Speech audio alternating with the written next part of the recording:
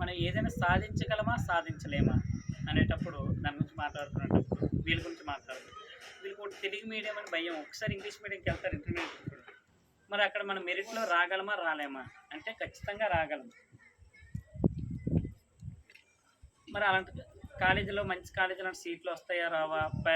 ఇప్పుడు డబ్బున్నోళ్ళు వేరే వేరే కాలేజీకెళ్తారు. మరి డబ్బు లేదు కదండీ! అంత కాలేజీలోకి వెళ్ళలేము అనుకోవచ్చు.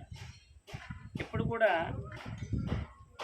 సంపద విషయంలో వేరే వాళ్ళతో పోల్చుకోకండి ఎప్పుడైనా.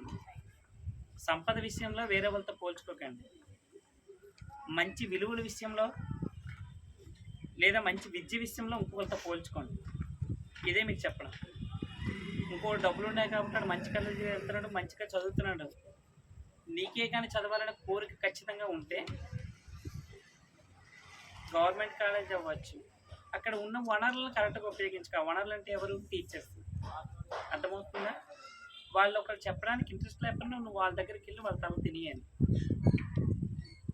నీకు ఏం అవ్వాలనుకుంటావో నీకు ఒక అవగాహన ఉండాలి ఫస్ట్. ఆ అవగాహనతో ఆ టీచర్స్ దగ్గరికి వెళ్ళడానికి ప్రయత్నించండి. మళ్ళీ మళ్ళీ చెప్తాను, సంపద విషయంలో ఎవరితోని పోటీ పడకండి. ఎవరితో పోల్చుకోవద్దు. ఎప్పుడు కూడా మంచి విలువల విషయంలోనూ, మంచి విద్య విషయంలోనూ ఇంకోటి బాగా చదివితే వాడితో పోల్చుకో. వాడితో ఎలా చదవాలి? వాడికన్నా ఇంకా ఎలా చదవాలి? మరి మంచి విలువలు అంటే ఏమిటి? మీరు అప్పుడప్పుడు వేరే వాళ్ళ గురించి మాట్లాడతారు. నేను ఆ విషయాలు విన్నాను. చాలామంది మాట్లాడతారు. ఇక్కడ ఆ పేర్లు ఎందుకు? వాడు అలాగా ఊగుతాడండి, రింగులు ఊగుతాడండి, వీడు ఇలాగా తాగుతాడండి, డాన్సులు చేస్తాడండి. అటువంటి విషయాల గురించి మీరు మాట్లాడకూడదు. అంత స్థాయి మీది కాదు. మీరెప్పుడు సక్రమైన పద్ధతిలో ఈ ఏజ్‌లో ఎలా మాట్లాడాలో ఆ విధమైన మాటలే ఆడాలి. అంతే ఎడ్యుకేషన్‌తో అటువంటి కార్యక్రమాల్లోనే మీరు పాల్గొవాలి. అంతేగాని మిగతా వాళ్ళు వేరే యాక్టివిటీ చేయొచ్చు బయటన. కానీ మీకు అవి అనవసరం. చూసినా పట్టించుకోకూడదు మీరు. అర్థమవుతుందా? మళ్ళీ మళ్ళీ చెప్తున్నానా?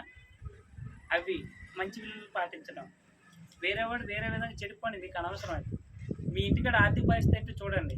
మీ అమ్మ నాన్న నీ గురించి ఎంత కష్టపడుతున్నారో చూడండి. తెల్లవారు లెగిసి 6, 5 సార్లు చెరువు పనికి వెళ్ళొచ్చు. ఆ డబ్బులు ఎవరికి ఖర్చు పెట్టచ్చు? నీకే. ఒక నెల ఫీజుకి అవ్వచ్చు, లేదా నీ బట్టలకు అవ్వచ్చు, నీకు తినడానికి తిండికి అవ్వచ్చు. వీటికే కదా ఖర్చు పెడుతుంది. మరి అంత కష్టపడి ఖర్చు పెడుతున్నప్పుడు మనం ఎంతగా చదవాలి? వేరే వాళ్ళు చూసి వేరే వాళ్ళ నుంచి నువ్వేం గ్రహిస్తున్నావు? చెడు మార్గాలు గ్రహిస్తే మనకేం ఉపయోగం లేదు. ఇప్పుడు వీళ్ళకి వచ్చిన మార్కులు కొంచెం మంచి మార్కులే. వీళ్ళకన్నా మెరుగైన మార్కులు రావాలని నెక్స్ట్ చెప్తున్నాను. వీళ్ళు ఫెయిల్ అయితే నేను చెప్పగలను ఏంటి? ఫెయిల్ అయితే చెప్పలేను కదా. వీళ్ళు ఎంతో కొంత ఒక బోర్డు పెట్టారు కట్ ఆఫ్.